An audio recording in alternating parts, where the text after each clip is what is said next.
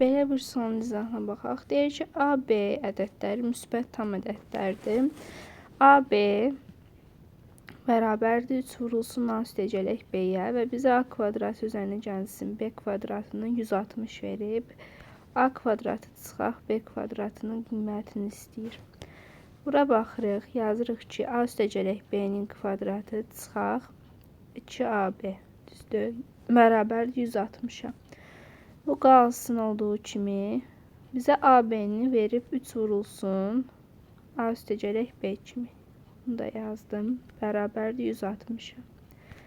Burada da aldıq ki, A üstəgələk B-nin kvadratı çıxaq 6 vuraq A üstəgələk B 160-dır. Baxıram bunlara. Ortaq A üstəgələk B var.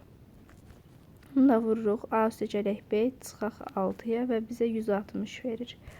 Və buradan rahat görünür ki, A üstəgələk B 16-dır ki, hasilimiz 160 eləsin. Deməli, A üstəgələk B-ni 16 tapdıq. AB də onun 3 misidir, yəni 48-dir. Və indi A kvadrat üstəgələk B kvadratında neçə vermişdi? 160. Bu bir düsturu budur. Bir də var ki, A çıxaq B-nin kvadratı üzərinə gələk 2AB bərabərdir buna. Bunda 160 verib. A çıxaq B-nin kvadratını bilmirəm. 2 vuraq AB-ni 48 tapdım. 160. A çıxaq B-nin kvadratı bərabərdir 160 çıxaq 96-ya. A çıxaq B-nin kvadratını alıram neçə? Alıram 64. A çıxaq B-nin özü deməli 8-dir. Mötərizəni silə bilərik. A çıxaq B-ni 8 tapdıq. Və bizdən də A kvadratı çıxaq B kvadratını istəyir.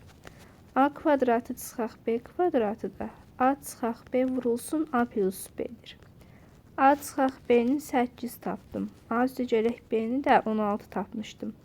Bunların hasili də 128 eləyir. Yəni doğru cavab A.